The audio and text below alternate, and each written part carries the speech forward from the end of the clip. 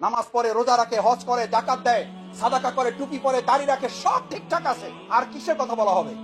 আর কিসের কথা বলা হবে?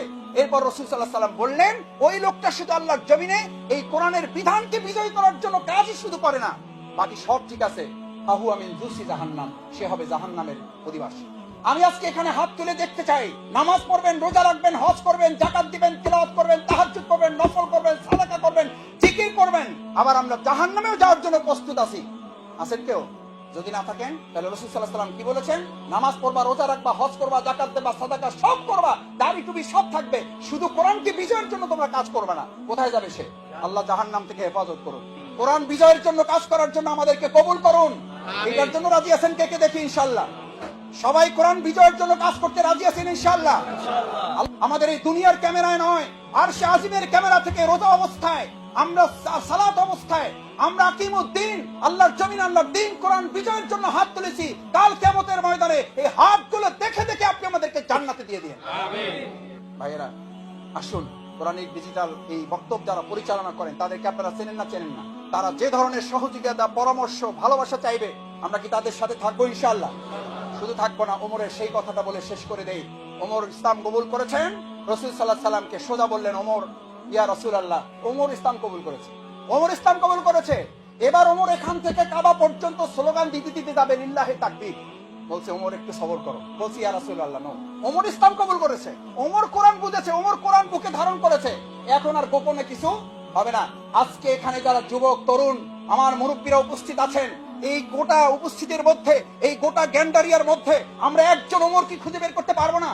এখানে কি একজন ওমর থাকবে না যে ওমর বলবে কোরআনিক ডিজিটাল বক্তব্যের মাধ্যমে যে কোরআনের বিধান আমরা ধারণ করেছি, আজকে থেকে গোপন বলে কিছু নেই, কোরআনের এই বিধান বিজয় করার জন্য গ্যান্ডারিয়াতে প্রকাশ্যে আল্লাহর দ্বীনের কাজ আমরা চলমান রাখবো। সেই ওমর যতদিন না আসবে, সেই ওমরের অনুসারী যতদিন তৈরি না হবে, ততদিন আবু জেহেল, আবু লাহাবের উত্তরসূরিরা পরাজিত হবে না।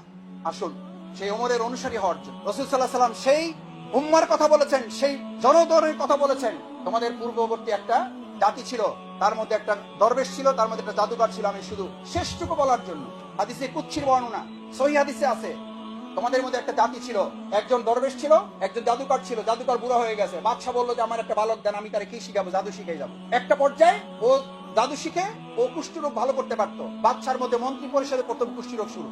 বালককে ডাকা হলো, বালক ও কুষ্ঠরোগ ভালো করে দিয়েছে। ওরে জিজ্ঞাসা, তুই ভালো করছো কেন? বলছে, আমি ভালো করি নাই, ভালো করছে কে?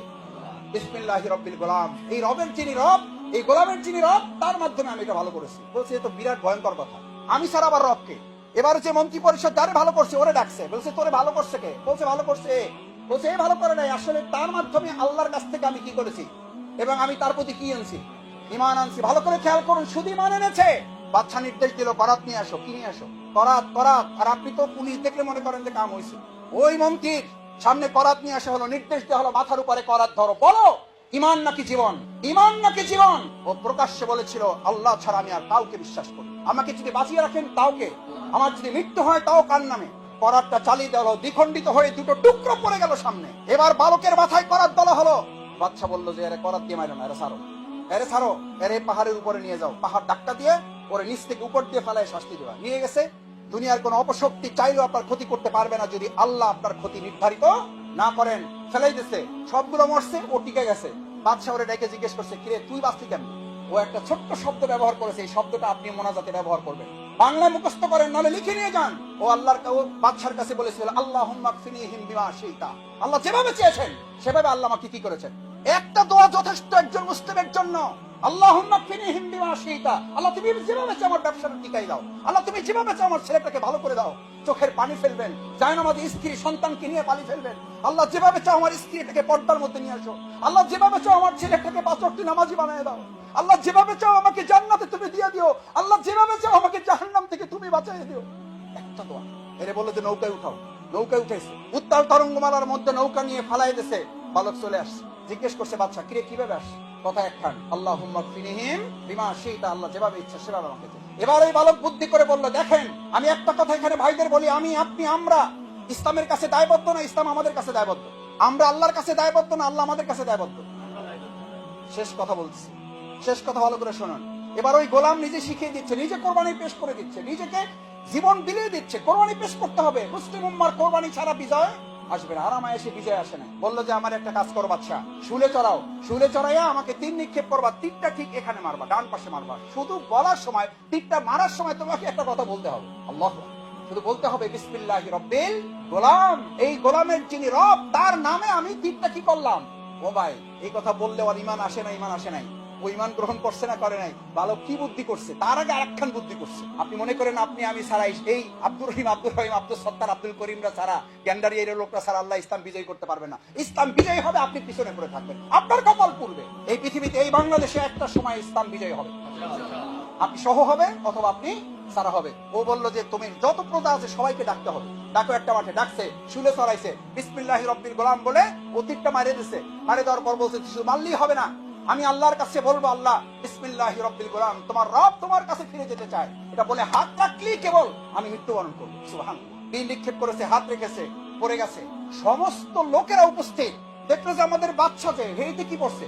আরে ভাই, তীর নিক্ষেপের সবাই দোয়া পড়ছে না, তো দোয়া পড়ছে দেখে ওরা মনে করছে যে গুরুই যদি দোয়া পড়ি হালায়, আমরা আর বইয়ে দেখা কিরা ওরা ওই মানে ওই গোলামের মৃত্যুর সাথে সাথে ওরা সবাই মিলে সমস্যায় পড়ে উঠছে, কলেমা তো লা ইলাহা ইল্লাল্লাহু মুহাম্মাদুর রাসূলুল্লাহ। কথা এটা বলার জন্য কথা বলি নাই। এবার বাদশা বলেছেন এক এক করে নিয়ে আসো, একটা একটা, সবাই একসাথে আগুনে ফেললে তো বুঝতে পারবে না। লাইন ধরে নিয়ে আসো। একটা ফেলতেছে, ফ্রাই হয়ে যাচ্ছে কই মাছের মতো, আর একটা ফেলতেছে, ফ্রাই হয়ে যাচ্ছে কই মাছের মতো। হাদিসের বরাত হচ্ছে একটার পিছনে আর একটা প্রতিযোগিতা করতেছে, কে কার আগে আগুনে ঝাঁপিয়ে পড়ে জান্নাতে চলে যাবে। আর আপনি পালাইতেছেন পুলিশ থেকে, আপনি পালাইতেছেন মামলা থেকে, আপনি পালাইতেছেন রাজনৈতিক ভয় থেকে, আপনি পালাইতেছেন প্রশাসনের রক্তচক্র থেকে। তাদের ঈমান আর আমাদের ঈমান। শেষ কথাটা এখানে বলা হচ্ছে হাত্তা জাআত ইমরাতু ওয়া মা সাইবুল্লাহ, সর্বশেষ আস্তে আস্তে আস্তে আস্তে একটা মহিলা আসলো, একজন রমণী আসলো। কোলে কি? ছোট্ট একটা বাচ্চা। সাধারণত কোলের বাচ্চার প্রতি মায়েদের, বাবাদের একটু কি থাকে, ভালোবাসা থাকে। বাদশা এবার নির্দেশ দিল দুটার একসাথে না। ওর যদি দুর্বল ঈমান থাকে তাহলে ওর ছেলেকে ফালানোর সাথে সাথে ও কি করবে? আত্মসমর্পণ করবে। বলা হলো ওর ছেলেটাকে আগে ফ্রাই করো। কোলের ছেলেটাকে ফ্রাই করছে। এই ফ্রাই করার দৃশ্য দেখে মা যখন কিছুটা বিচলিত, ওই সিদ্ধান্ত যখন হচ্ছে কোল থেকে যখন ছিনিয়ে নিবে, মা একটু বিচলিত, একটু এদিক ওদিক হচ্ছে। হাদিসের ভাষাটা শোনেন, মা একটু সন্দিহানের মধ্যে পড়ে গেল, আমার কলিজার টুকরা সন্তান, আমি মরি। বাচ্চাকে বললো আমাকে ফালান, বাচ্চাটা বাঁচাই দেন। বাচ্চা বললো না, তা হবে না, আগে তোর সন্তান। এরপরে ওই সন্তানকে আল্লাহ তাআলা মুখে কি দিয়ে দিলেন? জবান দিয়ে দিলেন, জবান দিয়ে দিলেন। আজকে আমাদের ভাষা দ্বারা কেড়ে নিয়েছেন, আমাদেরকে তারা কথা বলতে দেন না। আল্লাহ তাআলা সিদ্ধান্ত দিয়ে কোরআনকে বিজয় করার সিদ্ধান্ত হলে এমন লোক দিয়ে কথা বলাবেন যা আপনি কল্পনাও হবে না। হবে না ইনশাআল্লাহ, ইনশাআল্লাহ হবে। সুতরাং আমাকে কথা বলতে দিচ্ছেন না, আমাকে মিছিল করতে দিচ্ছেন না, সমাবেশ করতে দিচ্ছেন না, কিছুই যায় আসে না। তখন এই সন্তান বলল, ফাকাল লাহাল গোলাম ইয়া উম্মাহ, গোলামের পক্ষ থেকে বলা হলো, হে আমার মা, এসপিরি, সবর করো, টিকে থাকো ঈমানের উপরে, মজবুত থাকো। কারণ ফা ইন্নিকি আলাল হক, আমরা কিসের উপর আছি? আমরা হকের উপর আছি। শুধুমাত্র তুমি আগুনে আসবা আর আমিও আগুনে যাব। ওখানে অস্থায়ী ছিলাম, এখানে স্থায়ীভাবে জান্নাতে থাকা শুরু করে দেব। হকের উপরে মজবুত ভাবে থেকে জান্নাতে একত্রে থাকতে চাই ইনশাআল্লাহ। দেখে ইনশাআল্লাহ কোরআনের পক্ষে আসি আমরা সবাই। আল্লাহ আমাদেরকে কবুল করুন। সুবহানাকাল্লাহুম্মা ওয়া বিহামদিকা আশহাদু আল্লা ইলাহা ইল্লা আনতা আস্তাগফিরুকা ওয়া আতুবু ইলাইক।